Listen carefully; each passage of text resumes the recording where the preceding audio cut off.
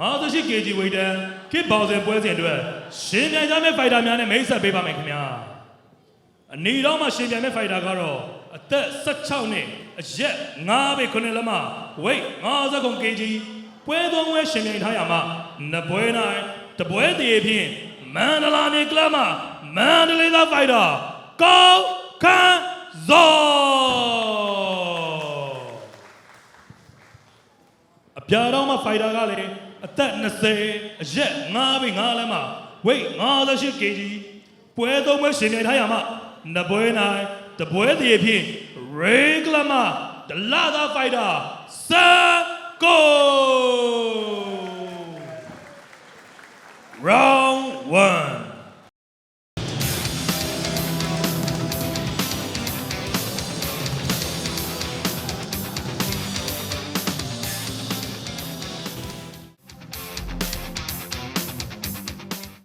စပီဒ်သမားနဲ့ပါဝါသမားတွေ့ပြီ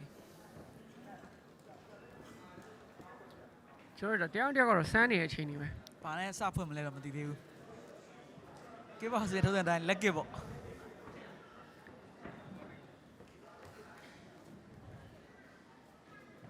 အေး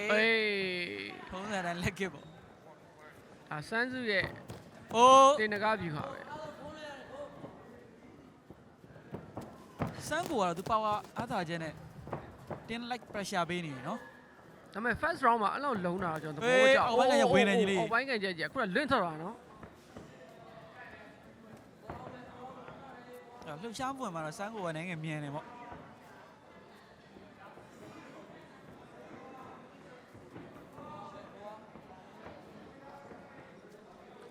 ကောင်းကန်းစော်အနေနဲ့ကတော့ဒါကောင်တာသမားလို့ကိုထင်တယ်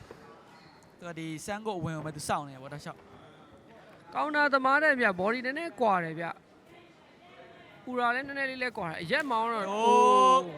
ကောင်းတယ်ညီလေးအောက်ပိုင်းကတိတ်ပြီးကန်သွားတာ strap မိုင်းလည်းနည်းနည်းကွာပဲလို့ကျွန်တော်ထင်တယ်ဟိုလုံးဝဒီထွက်သွားတဲ့ circular movement လေးတော့ကောင်းတယ်ဗျစမ်းကိုကလုံးဝ pressure လိုက်ပေးရညီလေးသေးတယ်နည်းနည်းလေးတော့ကွာမယ်ဗျဒါစမ်းကိုဟာဒီကတော်တော်တာရလို့ပြောလို့ရတယ်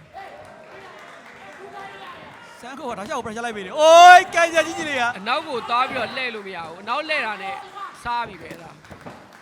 ပါဝါဘိုင်းမှာတော့စမ်းကိုကတိုင်းရတစ်ခုတာတယ်ဒါကျွန်တော်တို့အိုး body kit တိုင်ကြောက်စရာကြီးအဲ့တိုင်ကြီးတကယ်ကြောက်စရာကြီးဗျအိုး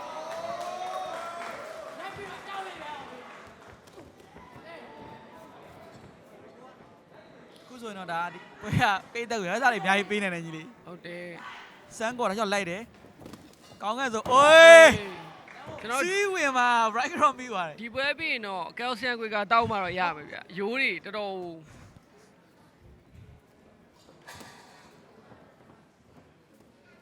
စမ်းကတော့ရှေ့ပဲလုံးဝတော့မစိုးရှေ့တို့ကြီးပဲလိုက်ရှေ့တို့ကြီးပဲလိုက်ဒါပေမဲ့ first round မှာအဲ့လောက်ရှေ့လိုက်တာကြီးကနည်းနည်းလေးအန်နေများတယ်ဒါသူကသူယုံကြည်အောင်ရင်လေသူလက်တည်းကြတယ်ဆိုတော့ဒါခံယူချက်မျိုးနဲ့မကြရင်ဟောကြမှာတရားတော့ကြမှာပါတယောက်ကတော့ကြမှာပဲနော်အမှတ်ပေးမသွားဘူးအာမခံတယ်အိုးတွင်းခက်တွေ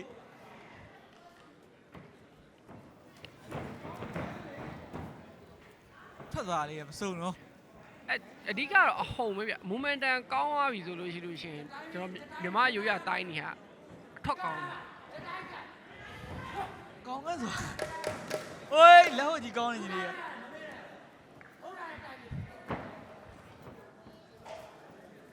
ကန်ချက်ပိုင်းမှာတော့ကောင်းကဲ့ဆိုချိုက်โอเคဒါကျွန်တော်တို့ round 1ပြီးဆုံးပါပြီဗျ round 1မှာကောင်းကဲ့ဆိုကန်ချက်နဲ့စမ်းကိုရ pressure ကိုမြင်ရတယ်ဒီပွဲမှာတော့စမ်းကိုတာတယ်ဗျဒါကျွန်တော်အပွင့်လင်းဆုံးပြောတာစမ်းကိုကဒီပွဲမှာတော်တော်ကြီးကိုတာတယ်လို့ပြောလို့ရတယ်ကိုကတော့ကောင်းကဲ့ဆိုကောင်တာတွေသဘောကျတယ်ပြင်းလွှိုင်းနဲ့ကန်သွားတယ်ပြီးတော့ဒါကန်ချက်တွေက distance ကိုထိန်းနေပေါ့အဲ့တဘောကိုသဘောကျကျွန်တော်တို့ precision သမားပေါ့တီးကြတာကိုကြိုက်တဲ့ကစားသမားတယောက်ဖြစ်တဲ့အတွက်တော့စမ်းကိုပြောချင်တာကွာအခုဒီဒုတိယချီမှာတော့ဘယ်လိုဒီစနစ်တွေပြောင်းလဲဆိုတော့ပုံပြီးရင်ကိုကောင်းတယ်အမကြီးအမအဲ့ဒါဆိုပြီးတာဒါမှကြီးလေကောင်းကဲ့ဆိုတာ distance ဘိုင်းမှာ distance ထိန်းသွားတော့ကောင်းတယ်ပြောရရင်ဒီ pressure ပေးရ fighter ကိုလုံးဝကင်တွယ်နိုင်တယ်ကွာအဲ့ဒါတော့ဟုတ်တယ် handling ဘိုင်းမှာတော့ကျွန်တော်တို့ဟိုပြောကောင်းကဲ့ဆိုတာတော်တော်ကြီးတာတယ်လို့ပြောလို့ရတယ်ဒါပေမဲ့ အဲ့ဒါကြီး အဲ့ဒါလေးတော်တော်ကြီးတာတယ်နော်အဲ့နာလေးတွေပေါ့ ဒါလုံးဝရတယ်လို့လေ question mark ကလေးကန်သွားတာ ဟုတ်တယ် precision accuracy ဘိုင်းကြည့်မယ်ဆိုလို့ရှိရင်တော့ဇက်ကိုအရင်အားရတယ်တော်တော်အားရတယ်ကျွန်တော် round 2စပြီပေါ့နော် ဟိုစန်းကိုကမိုက်ကယ်ချန်လာဝင်လို့ဝင်တာပဲကြီးတောက်လျှောက်ရှေ့ကြီးပဲနောက်လုံးဝမစုပ်ဘူး ရှေ့တို့ ဒီမှာထိုးရင်ထိုးကန်ရင်ကန်လိုက်ပါပဲ That's a grind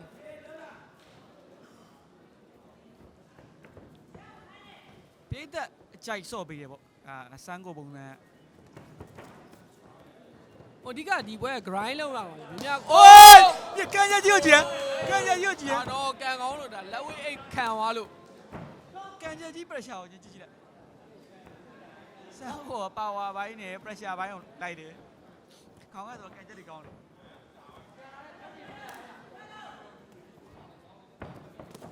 လုံးဝပြေးပြီးတော့လိုက်ထူတာ ကောင်းကန်းစောအနေနဲ့ pressure ခေါင်းကဆိုကန်ချက်ဘိုင်းမှာတော့ကောင်းတယ်ညီလေးဒီဘွဲကဒါချိန်မနေဘူးစောင့်မနေဘူးနောက်လျှောက်ပဲလက်ကကန်တယ်လက်ဟုတ်ထိုးတယ်စန်းကိုအနေနဲ့ကဒီကောင်းကန်းစောကိုဖမ်းလို့ရအောင်ဒါအောက်ပိုင်းကန်ချက်တွေနဲ့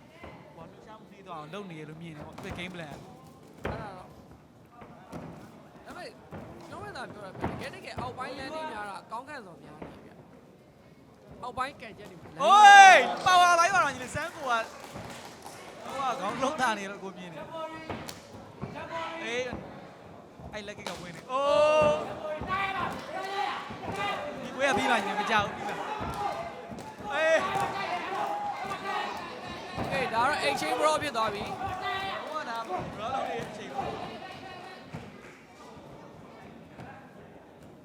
ရောလေးမှာတော့ဒီပါဝါဘိုင်းနဲ့တက်လုံဘိုင်းဟိုဒါထိန်းနေတဲ့လူကတာသွားမှာပဲညီလေး အဲ့ဒါတော့မှန်တော့ပဲ ဒါရေရှည်သွားရတယ်ပွဲ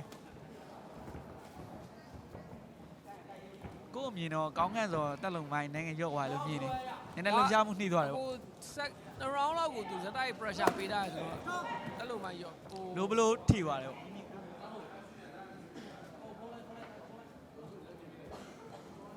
ကျွန်တော်တိုင်းအောင်လေးရက်ချိန်လေးခဏရက်ထားရပေါ့နော်ကျွန်တော်ဒီ low blue လေးကိုကျွန်တော်တို့ပြန်ပြီးတော့ကုစားမှရမယ်ဗျဒီဟာလေးက ။ဒါကတော့ဖြစ်တတ်ပါတယ်။ကျွန်တော်တို့ဒီဂတ်တွေပါပဲမဲ့လဲပေါ့လိုဘလို့နေအောင်တဲတီဝိုင်းတော့ အရက်ကွာတဲ့အချိန်မှာတော့ low blue တွေကဖြစ်တယ် တွင်းခတ်တဲ့အချိန်မှာပေါ့သွားသွားထိတယ်ပေါ့။ကျွန်တော်ဒါမှုတိုင်းပွဲတွေမှာဆိုလည်းမြင်နေကြုံရတယ်ဒီဟာတွေက။ရှောင်လွှဲလို့မရပါဘူး ရော့ထန်တော့ငိုတယ်နော်ဟို ။ချက်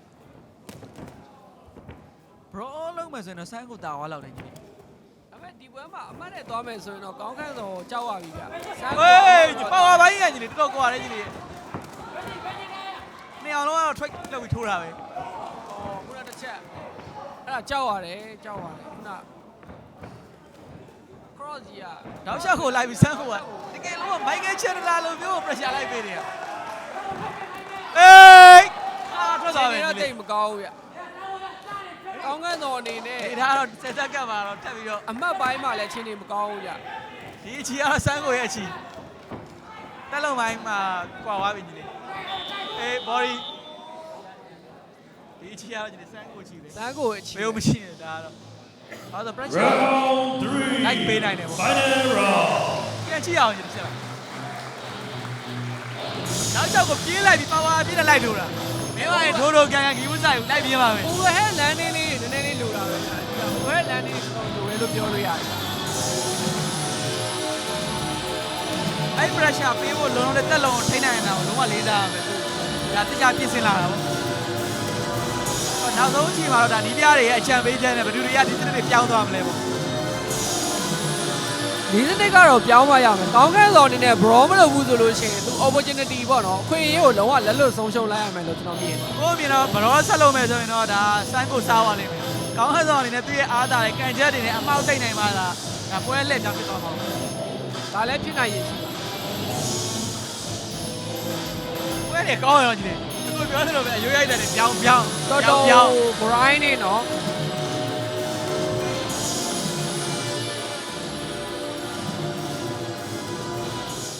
Final round โอเค round 3 fight အေးအဲ့ကန်ချက်တွေနဲ့ပွဲသိမ်းမှာပဲရမှာရောဆိုရင်တော့စန်းကိုစားမှာပဲစန်းကို pressure ထောက်ချလိုက်ပေးနေရနော်တက်လုံပိုင်းတော်ပြင်စင်သားဝင်ရတယ် တော်တော်ကြီးကိုပြင်ဆင်ထားတယ်တက်လုံးပိုင်းမှာ အေး အဲ့ အဲ့ က ကန် က် ချက် ချက် ကြောက် တွေ ကြတယ် ကြောက်ရတယ်လုံးဝ pressure လိုက်ပြကြည့်တယ်လုံးဝမကြောက်ပါဘူးတက်လုံကအေးအဲ့ကန်ချက်ပိုင်းရတော့ညီလေးတက်သေးရတော့အခုမြင်တော့တက်လုံပိုင်းမှာကောင်းကောင်းတော့နိုင်ငံကြောက်ရတယ် ကောင်းခဲ့ကျော်ကောင်းခဲ့စော်ရဲ့တက်လုံးကတော့မကြောက်ဘူးဗျ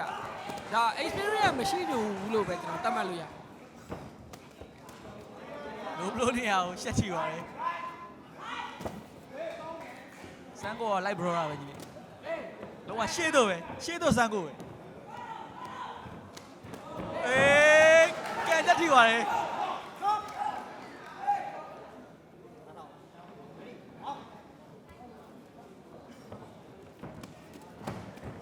ကောင်းကင်ဆောင်အနေနဲ့ကန်ချက်ကိုတာလုံးဝအမီးရသုံးချနိုင်ပါပဲ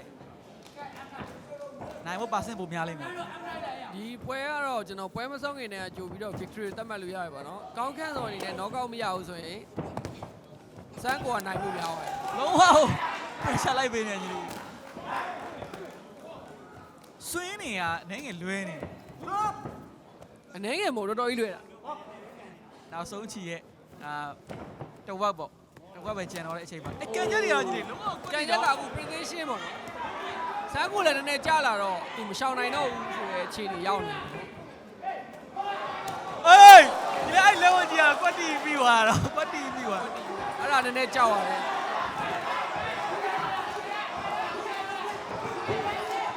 ကွက်တီကြီးတွေက ချင်းနေရတော့ နောက်ဆုံးမိနစ် အော် နောက်ဆုံးမိနစ်ထိ ကျွန် ကို တော် ပဲ ကြည့်ရတဲ့လောက်ကတော့စန်းကိုချင်းနေသိမ့်မကောင်း နောက်ဆုံးမိနစ်ထိကိုပဲကောင်းကန်းဆိုလဲပြောရရင်အေး spinning မဖြစ်ကောင်းကန်းဆိုသူ့ရဲ့တက်လုံနေပဲထိန်းပြီးတော့ဆော့သွားနိုင်တယ်ဆိုတော့ချီးကျူးရမှာပဲသူ့ ငယ်တော့ငယ်ပါသေးတယ် experience ပို့လို့မယ်နည်းနည်းလေးပို့ပြီးတော့အားတယ်အော် spinning bucket ပြန်ထည့်တယ်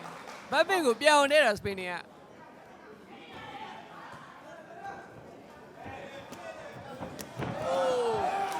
အဲ့အလုံးတွေကငင်းရလွဲသွားလို့လားပေါ့နောက်ဆုံးစက ကြ က် ည့်သွားတော့ knockout ပဲ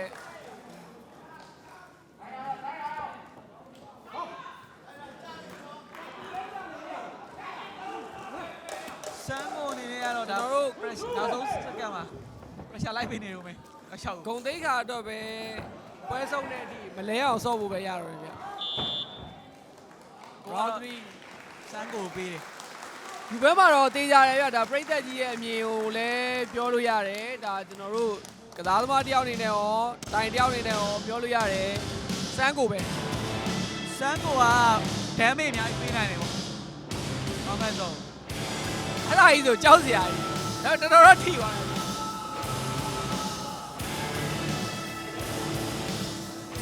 ဒါပေမဲ့တော့ပဲဒါနှစ်ယောက်လုံးကရသပေးသွားတယ်ကောင်းကန်းဆိုရင်ကန်ချက်တွေကလည်းတော့တပြောင်းပြောင်းနဲ့ဒါပြောမယ်ဆိုလို့ရှိရင် level တွေရအောင်အကိကိုပတ်တိရောက်နေကြီးလေးကတောက်လျှောက်ပဲ ဒဲနော်ဒဲပဲ